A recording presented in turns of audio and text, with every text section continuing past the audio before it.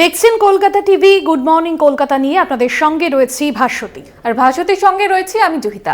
শুরুতে যে খবরে নজর, লোকসভা ভোট আসন্ন, তার প্রাক্কালে অন্তর্বর্তীকালীন বাজেট পেশ করলেও আয়কর কাঠামোয় হাত দিলেন না কেন্দ্রীয় অর্থমন্ত্রী নির্মলা সীতারামন। প্রত্যক্ষ ও পরোক্ষ কর সহ আমদানি শুল্কের হারও অপরিবর্তিত রয়েছে এই প্রস্তাবে। আয়ুষ্মান ভারত প্রকল্পের আওতায় অঙ্গনওয়াড়ি ও আশা কর্মীদের আনার প্রস্তাবের পাশাপাশি মহিলা স্বনির্ভর গোষ্ঠীর আরও 1 কোটি সদস্যকে লাখপতি দিদি করার পরিকল্পনা ঘোষণা করেছেন নির্মলা। মহিলাদের সার্ভাইকাল ক্যান্সারের প্রতিষেধক বিনামূল্যে দিতে অন্তর্বর্তীকালীন বাজেট বরাদ্দের প্রস্তাব দিয়েছেন অর্থমন্ত্রী। চলতি লোকসভার মেয়াদ মে মাসে শেষ, তাই আগামী অর্থবর্ষের প্রথম 3 মাসের আর্থিক ব্যয় বরাদ্দ নিয়ে অন্তর্বর্তীকালীন বাজেট পেশ হলো। অন্যভাবে বলা যায়, লোকসভা ভোটে নরেন্দ্র মোদীর 10 বছরের কর্মকাণ্ডের শেষে আসন্ন লোকসভার প্রাক্কালে শেষ বাজেট। কিন্তু তাতে কোনো চমক নেই। চাকুরিজীবী করদাতাদের জন্য নেই কোনো বাড়তি ছাড়ের ঘোষণা। তবে মোদী জমানায় দিনকে দিন আয়করদাতার সংখ্যা যে বেড়ে চলেছে তাও তুলে ধরা হয়। বৃহস্পতিবার কেন্দ্রীয় অর্থমন্ত্রী নির্মলা সীতারামন সর্বমোট 1 ঘন্টারও কম সময় ভাষণ দিয়েছেন। তাঁর বাজেট ভাষণে বারে বারে উঠে এসেছে বিকশিত ভারত, অমৃতকাল, আত্মনির্ভর ভারতের মতো কিছু শব্দবন্ধ, যা প্রধানমন্ত্রীর মুখে হাল হামেশাই শোনা যায়। নির্মলার ভাষণে যতটা না ভবিষ্যতের দিশা ছিল, তার চাইতে ঢের বেশি ছিল মোদী সরকারের গুণগান। নির্মলা এনডিএ সরকারের লক্ষ্য হিসেবে মহিলা, যুবা এবং কৃষক সমাজের উন্নয়নের কথা বলেছেন। একই সঙ্গে তাঁর দাবি, গত 10 বছরে 25 কোটি মানুষকে দরিদ্রসীমার ওপরে তুলে আনতে সফল হয়েছে কেন্দ্র। আবাস যোজনায় আগামী 5 বছরে মোট 5 কোটি মানুষের মাথায় পাকা ছাদ হবে। মহিলা স্বনির্ভর গোষ্ঠীর আওতায় আরও 1 কোটি লাখপতি দিদি তৈরির টার্গেট নিয়েছে সরকার। মহিলাদের বিনামূল্যে সার্ভাইকাল ক্যান্সারের টিকা দেওয়ার পরিকল্পনার কথা ঘোষণা করেছেন নির্মলা। প্রত্যাশিতভাবেই বঙ্গ বিজেপি নির্মলা তথা মোদী সরকারের এই বাজেট প্রস্তাবকে স্বাগত জানিয়েছে। আজকের এই অন্তর্বর্তীকালীন বাজেট প্রকৃত মা মাটি মানুষের বাজেট। এই বাজেটে একদিকে যেমন দূরগামী একটি পরিকল্পনা আছে, পরিকাঠামো বৃদ্ধি আছে, নারী সশক্তিকরণ, তাদের স্বনির্ভর করা, মহিলাদের সার্বিক আর্থসামাজিক বিকাশের স্বার্থ দেখা। দরিদ্র মহিলাদের উন্নয়ন নিয়ে কিছু নির্দিষ্ট ঘোষণা থাকলেও 100 দিনের কাজের বরাদ্দ নিয়ে একটি শব্দও খরচ করেননি নির্মলা। গত বাজেটে 33% আর্থিক বরাদ্দ 100 দিনের কাজের প্রকল্প থেকে ছাঁটাই করেছিলেন তিনি। এবারেও তা বজায় রইল। অর্থাৎ গ্রামীণ কর্মসংস্থান নিয়ে সরকারের বিশেষ মাথা ব্যথা নেই বলেই মনে করে বিরোধীরা। অন্তঃসার শূন্য বাজেট বলে দাবি করেছেন রাজ্যের অর্থমন্ত্রী চন্দ্রিমা ভট্টাচার্য। এই কথাই বলছি, একাধিক ঘোষণা করেছে, কিন্তু আদপে সেটা কি? আদপে মহিলাদের জন্য ঘোষণাটা কি, সেটাই তো জিজ্ঞাসা করছি। লাখপতি দিদি কেন্দ্র গতবারের বরাদ্দের থেকে ব্যয় কম করেছে। তার কারণ, আবাস যোজনা 100 দিনের কাজ প্রকল্পে বরাদ্দ বা সারের ভর্তুকি কমিয়ে দেওয়ায় খরচ কমেছে। যদিও তাকেই সবকা বিকাশ বলে দাবি করেছেন মোদী। এদিন এমনই দাবি করেছেন সিপিএম নেতা সীতারাম ইয়েচুরি।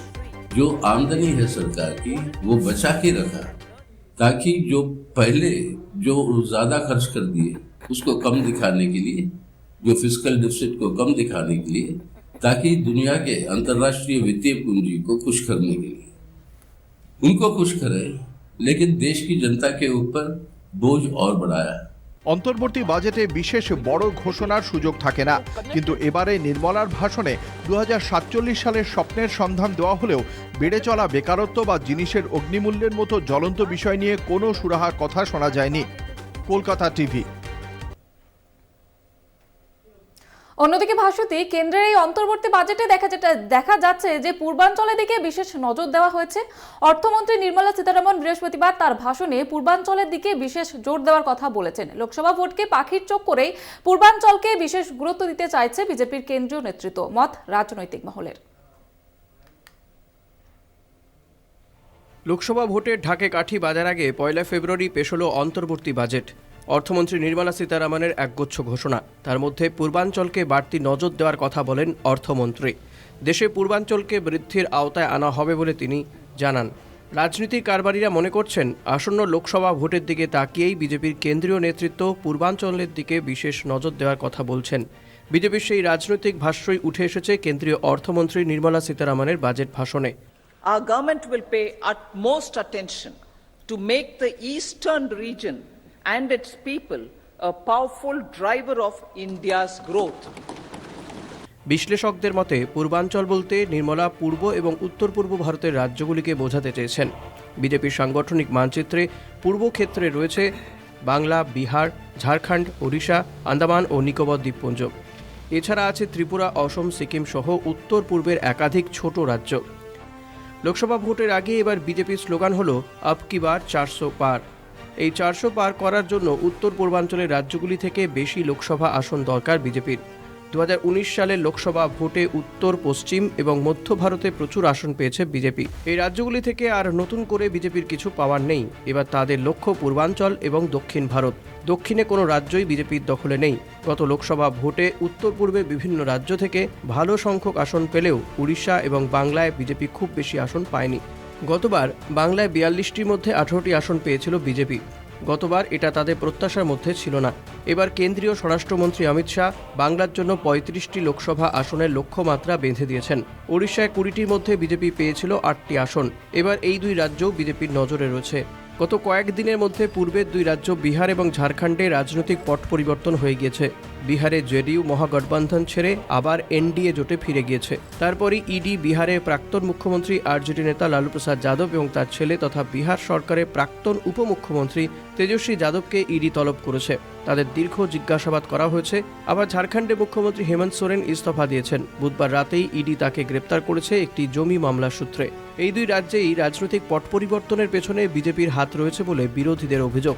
বিহার, ঝাড়খণ্ডও বিজেপির পাখির চোখ লোকসভা ভোটে। কলকাতা টিভি। পাশাপাশি যে খবরে নজর রাখবো, অন্তর্বর্তী বাজেটে রেল নিয়ে বড় ঘোষণা কেন্দ্রের। 3টি রেলওয়ে করিডর বন্দে ভারতের আদলে তৈরি হবে 40,000 বগি। বিমান এবং মেট্রো রেলের উন্নয়নেও জোর কেন্দ্রের। ভাড়া বৃদ্ধির আশঙ্কাও ওড়ানো যাচ্ছে না। রেল, বিমান এবং মেট্রো রেল খাতে আর কি পরিবর্তন, দেখুন প্রতিবেদন। লোকসভা ভোটের আগে অন্তর্বর্তী বাজেট পেশ কেন্দ্রীয় অর্থমন্ত্রী নির্মলা সীতারামনের। আগামী 5 বছর উন্নয়নের বছর ঘোষণা কেন্দ্রীয় অর্থমন্ত্রী। একদিকে পর্যটন শিল্পে উন্নয়ন এবং বৈগ্রহিক পর্যটন ক্ষেত্র তৈরির চিন্তাভাবনা, অন্যদিকে রেল, বিমান এবং মেট্রো রেল নিয়ে বড় ঘোষণা কেন্দ্রীয় সরকারের। 3টি বড় রেলওয়ে করিডর, শক্তি, খনিজ এবং সিমেন্ট করিডর, বন্দর সংযোগকারী করিডর, হাই ট্রাফিক করিডর। এই করিডরগুলিকে প্রধানমন্ত্রী গতিশক্তি প্রকল্পের আওতায় আনা হয়েছে। অর্থমন্ত্রীর মতে এই করিডরগুলি খরচ কমাবে এবং জিডিপি বাড়াবে। 3 major economic railway corridor programs will be implemented. These are energy, mineral and cement corridor. Number 2, port connectivity corridors. And number 3, high traffic density corridors. The projects have been identified under the PM Gati Shakti for enabling multimodal connectivity. They will improve logistics efficiency and reduce cost. The resultant decongestion of the high traffic corridors will also help in improving operations of passenger trains, resulting in safety and higher travel speed for passengers. দেশ জুড়ে যথেষ্ট জনপ্রিয়তা পেয়েছে Vande Bharat express.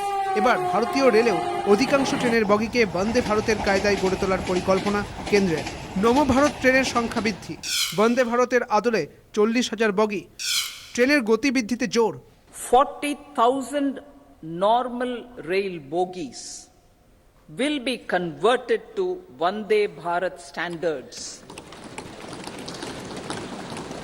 to enhance safety, convenience and comfort of passengers. রেলের উন্নয়নে এবছর 2.55 লক্ষ কোটি টাকা বরাদ্দ করা হয়েছে। শুধুমাত্র রেল নয়, বিমানবন্দরের উন্নয়নেও উল্লেখযোগ্য পদক্ষেপ কেন্দ্রের। দেশের সব বিমানবন্দরের প্রসারে জোর। বিমান, মেট্রো রেলের উন্নয়নের জোর। দেশে 149টি বিমানবন্দর আছে। 1000 নতুন বিমানের বরাত ভারতীয় বিমান সংস্থার। আগামী দিনে আরও সস্তা বিমান সফর। গোটা দেশে মেট্রো রেলের উন্নয়নের জোর কেন্দ্রের। Indian carriers have proactively placed orders for over 1,000 new aircrafts. Expansion of existing airports and development of new airports will continue expeditiously. 2047 সালের মধ্যেই উন্নত দেশে পরিণত হবে ভারত। মূল মন্ত্র সবকা সাথ সবকা বিকাশ। সেই লক্ষ্য পূরণে এবার ভারতীয় রেল, বিমান এবং মেট্রো রেলের উন্নয়নে উদ্যোগী কেন্দ্রীয় সরকার। কলকাতার টিভি। এই মুহূর্তে যে খবরের দিকে নজর রাখতেই হচ্ছে, নরেন্দ্রপুরে স্কুলে নিগ্রহের যে ঘটনা ঘটেছিল, বহিরাগতরা তাণ্ডব চালিয়েছিল ভাসুতে, সেই ঘটনায় কিন্তু এখনো পর্যন্ত মোট 8 জনকে গ্রেপ্তার করা হলো। এখন গ্রেপ্তার করা হয়েছে 2 জনকে। একেবারে জহিতা, আজ নতুন করে 2 জনকে গ্রেফতার করা হয়েছে এবং আজ থেকেই শুরু হচ্ছে মাধ্যমিক পরীক্ষা। তার আগে নরেন্দ্রপুর স্কুলের আমরা দেখেছিলাম যে জল গড়িয়েছিল কলকাতা হাইকোর্ট পর্যন্ত। কলকাতা হাইকোর্টের নির্দেশ ছিল যে মহকুমা শাসককে এই স্কুলের দায়িত্ব নিতে হবে এবং প্রধান শিক্ষকের বিরুদ্ধে অভিযোগ ছিল প্রধান শিক্ষক কেন কোনো পদক্ষেপ নেয়নি। প্রধান শিক্ষককে স্কুলে ঢুকতেও বাধা দেওয়া হয়, স্কুলে ঢুকতে দেওয়া হয়নি কলকাতা হাইকোর্টের নির্দেশের পর। এবার শিক্ষক নিগ্রহের ঘটনায় নতুন করে 2 জন গ্রেফতার হলো এবং মোট গ্রেফতার সংখ্যা দাঁড়ালো 8 জন। জানা যাচ্ছে যে গ্রেফতার হওয়া পঞ্চায়েত সদস্য অলোক নাড়ু, স্কুল পরিচালন কমিটির সদস্য মনিজুর রহমান, এদের 2 জনকেই গ্রেফতার করেছে পুলিশ। একেবারে ভাসুতি, তো সেক্ষেত্রে একটা নিরাপত্তা নিয়ে একটা আরো বড় প্রশ্ন উঠছে যে পঞ্চায়েত সদস্য তিনিও কিন্তু এই অভিযোগে অভিযুক্ত। একদমই, এবং পঞ্চায়েত সদস্য এই ঘটনায় জড়িত এমনটাই অভিযোগ সামনে আসছে এবং সেক্ষেত্রে দাঁড়িয়ে নিরাপত্তা নিয়ে প্রশ্ন উঠছে স্কুলের। স্কুল পরিচালন কমিটির সদস্য তিনিও এই ঘটনার সঙ্গে যুক্ত।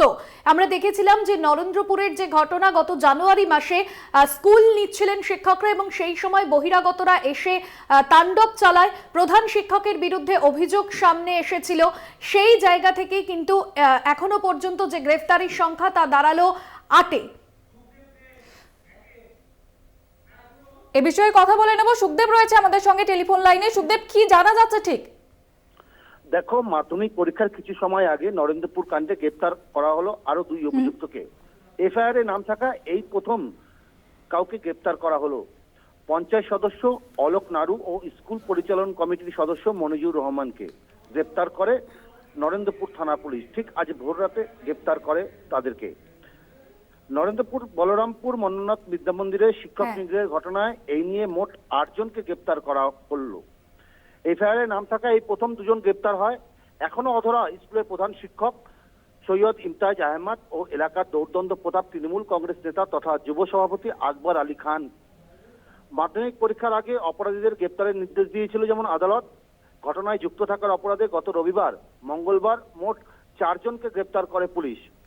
বৃহস্পতিবারও গতকাল রাতে বিষ্ণুপুর ও নরেন্দ্রপুর এলাকার 2 পৃথক জায়গা থেকে শিক্ষক নিগ্রহে গ্রেপ্তার করা হয় প্রবীর সর্দার ও অসীম ঈশ্বর নামে আরো 2 জনকে। ভাইরাল ভিডিওতে প্রবীর সর্দার উর্ফে ছোটনকে দেখা যায় শিক্ষককে মারধর করতে। তুমি জানো যে যেইভাবে শিক্ষকদেরকে মারধর করা হয়েছে তাকেই গ্রেপ্তার করা হয়েছে, যেমন তার নাম ছোটন সর্দার। এবার অভিযোগপত্রে উল্লেখিত 4 জন অভিযুক্তের মধ্যে 2 জনকে গ্রেপ্তার করলো পুলিশ। এই প্রথম কোনো এফআইআর এ নাম থাকা 2 জনকে গ্রেপ্তার করা হয়। আজ অর্থাৎ শুক্রবার 4 জনকে আদালতে পেশ করা হবে বলে নরেন্দ্রপুর থানা সূত্রে জানা যাচ্ছে। একদমই, ধন্যবাদ জানাবো সুখদেব দে, আমাদের প্রতিনিধি ছিলেন ফোন লাইনে।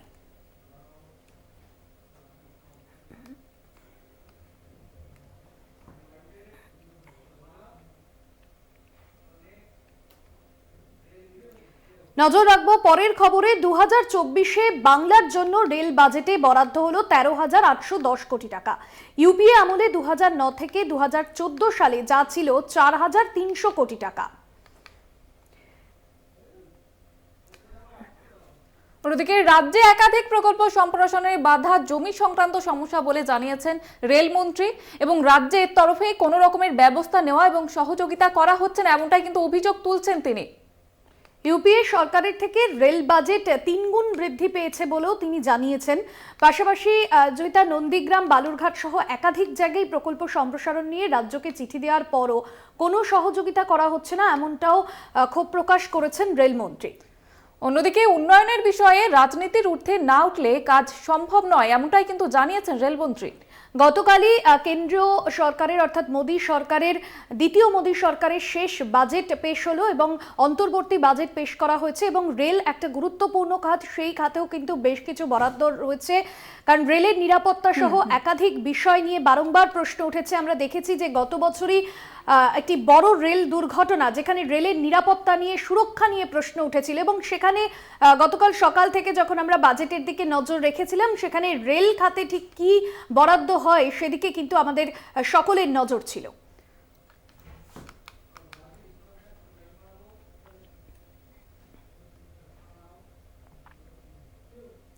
মোদী সরকারের শেষ বাজেটে অপরিবর্তিত থাকলো আয়কর।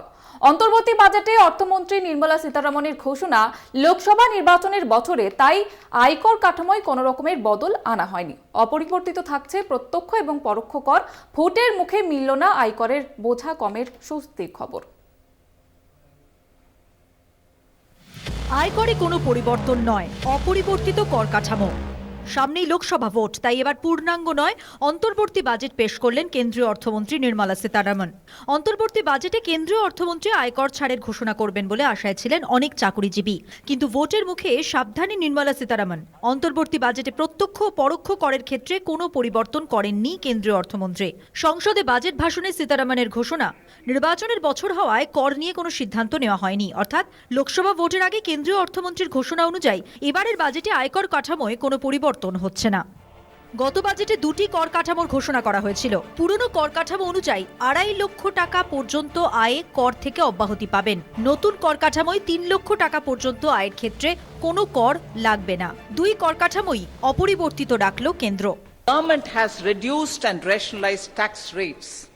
Under the new tax scheme, there is now no tax liability for taxpayers with income up to 7 lakh rupees, up from 2.2 lakh rupees in the financial year 2013-14. The threshold for presumptive taxation for retail businesses was increased from 2 crores to 3 crores. এদিন কেন্দ্রীয় অর্থমন্ত্রী জানান, গত 10 বছরে প্রত্যক্ষ কর আদায় 3 গুণ বৃদ্ধি পেয়েছে। জুলাই মাসের বাজেটে বিকশিত ভারতের রোডম্যাপ সামনে আসবে, কিন্তু লোকসভা ভোটের আগে আয়করে কোনো স্বস্তির ঘোষণা করলেন না নির্মলা সীতারমণ। কলকাতা টিভি। লোকসভা নির্বাচনের আগে মোদী সরকারের অন্তর্বর্তী বাজেটে গুরুত্ব পেল নারী ক্ষমতায়ন। মহিলাদের ভোট পেতে 3 কোটি লাখপতি দিদির লক্ষ্যমাত্রা ঘোষণা সীতারামনের। ইতিমধ্যে 1 কোটি মহিলা স্বনির্ভর হয়েছেন, জানান কেন্দ্রীয় অর্থমন্ত্রী। প্রধানমন্ত্রী আবাস যোজনায় মহিলারা বাড়ির মালিকও হয়েছেন।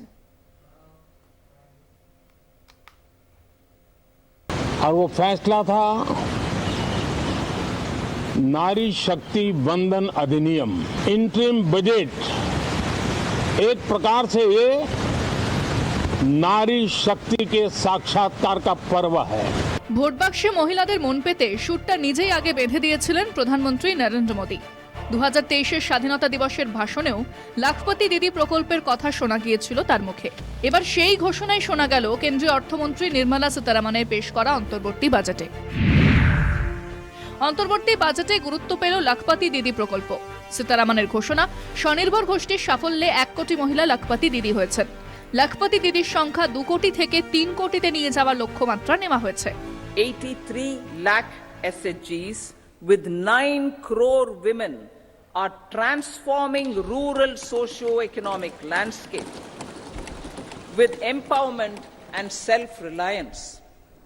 Honorable Speaker sir, their success has assisted nearly 1 crore women to become Lakhpati Didi already.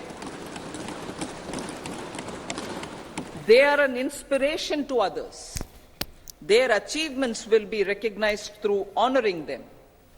Buoyed by the success, it has been decided to enhance the target for Lakhpati Didi from 2 crores to 3 crores. গ্রামীণ এলাকার মহিলাদের নানা রকম কারিগরি দক্ষতার প্রশিক্ষণ দিয়ে আয়ের সংস্থানের ব্যবস্থা। সব অঙ্গনবাড়ি ও আশাকর্মীদের আয়ুষ্মান ভারত প্রকল্পের আওতায় আনা হলো। মা ও শিশুদের স্বাস্থ্যসেবা প্রকল্পগুলিকে একটি ব্যাপক প্রকল্পের আওতায় আনা হবে। Accreditation of Anganwadi centers under Saksham Anganwadi and Poshan 2.0 will be expedited or improved scheme will be extended to all ASHA workers, to all Anganwadi workers and helpers. সীতারামনের দাবি, প্রধানমন্ত্রী আবাস যোজনায় প্রচুর বাড়ি দেওয়া হয়েছে গ্রামাঞ্চলে, যার মধ্যে অনেক বাড়ি মালিক মহিলারা। মেয়েরা স্বনির্ভর হয়েছে, কর্মসংস্থানও তাদের যোগদান বেড়েছে। গত 10 বছরে 28% অংশগ্রহণ বেড়েছে মহিলাদের। যদিও কার্যক্ষেত্রে তা কতদূর প্রতিফলিত হয়েছে তা নিয়ে প্রশ্ন তুলেছেন বিরোধীরা। কলকাতা টিভি। ভাষাতে এবার একটু ভারত জোড়ো ন্যায় যাত্রার দিকে নজর রাখা যাক। বহরমপুরে রাহুলের ন্যায় যাত্রা। রাহুল গান্ধীকে ছানা বড়া উপহারের জন্য দীর্ঘ অপেক্ষায় ছিলেন বহরমপুরের নামী এক মিষ্টির দোকানের কর্ণধার থেকে কর্মীরা, কিন্তু সময়ের অভাবে মিষ্টির দোকানে ঢোকা হলো না রাহুলের। তবে শুক্রবার সিউড়িতে রাহুলের জন্য হরেক মোরব্বা এবং আচারের ব্যবস্থা করা হয়ে গিয়েছে।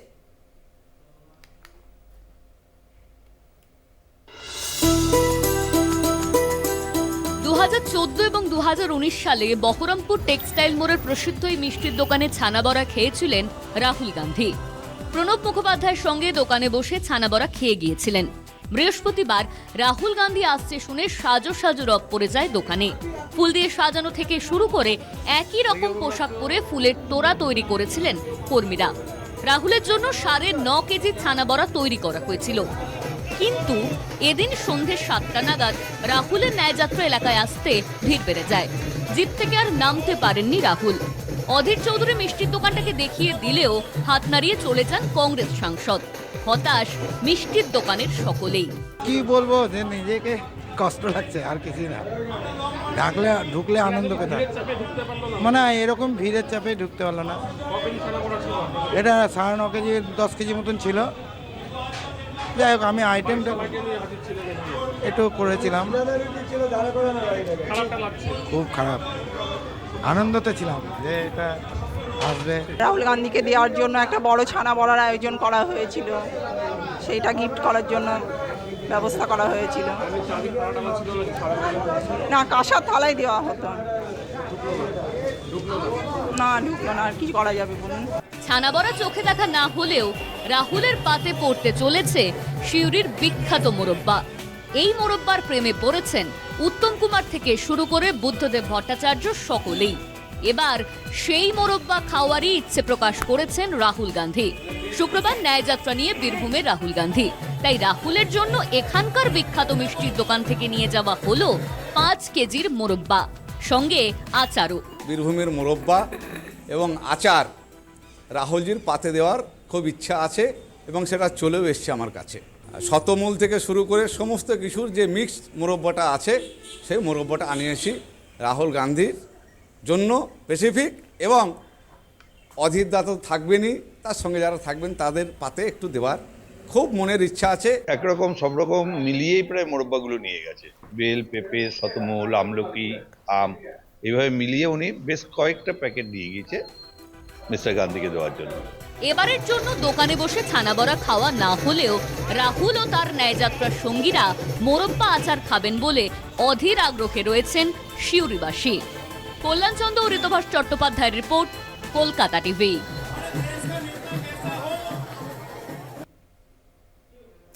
পেটিএমের উপর নিষেধাজ্ঞা জারি করল রিজার্ভ ব্যাংক অফ ইন্ডিয়া। লাগাতার নিয়ম ভঙ্গের জেরে শাস্তি পেল Paytm payments bank. Paytm payments ব্যাংকের ওয়ালেট, ফাস্ট্যাগ দিয়ে অনলাইনে টাকা লেনদেন করতে পারবেন না গ্রাহকরা। 29 ফেব্রুয়ারির পর থেকে কার্যকর হবে এই নিষেধাজ্ঞা। রিজার্ভ ব্যাংক অব ইন্ডিয়ার ঘোষণা অনুযায়ী আগামী 29 ফেব্রুয়ারির পর থেকে পেটিএমে কোনো রকম লেনদেন করা যাবে না।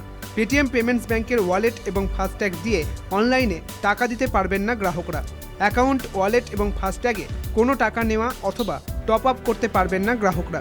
তবে যাদের সেভিংস অ্যাকাউন্ট, ওয়ালেট বা ফাস্ট্যাগের মতো জায়গায় টাকা জমা আছে, তাদের ক্ষেত্রে এই বিধিনিষেধ কার্যকর হবে না। ফেব্রুয়ারির পরও পেটিএম পেমেন্টস ব্যাংকের মাধ্যমে অনলাইনে টাকা দিতে পারবেন। ওয়ালেট, ফাস্ট্যাগ, এমসিএমসি কার্ড এবং ডিপোজিট বা ক্রেডিট লেনদেন বা টপ আপ করা যাবে না। তবে savings bank account, current account, FASTag, national mobility card সহ বিভিন্ন অ্যাকাউন্ট থেকে টাকা তোলা যাবে। যতদিন অ্যাকাউন্টে গ্রাহকের পর্যাপ্ত টাকা থাকবে ততদিন সেই টাকা অনলাইনে লেনদেন করা যাবে। পেটিএম পেমেন্ট ব্যাংকে নতুন করে অ্যাকাউন্ট খোলা যাবে না। রিজার্ভ ব্যাংকের নির্দেশের পর পেটিএমের শেয়ারে ধস, এক ধাক্কায় 20% শেয়ারে পতন। বৃহস্পতিবার পেটিএমের প্রতিটি শেয়ারের দাম বাড়ল 609 টাকা। বুধবার যা ছিল 761 টাকা। সংস্থাটির ওপর যে রিজার্ভ ব্যাংকের খাড়া নামতে চলেছে তা 2022 সালেই জানা গিয়েছিল। লাগাতার অনিয়মের অভিযোগ উঠেছিল।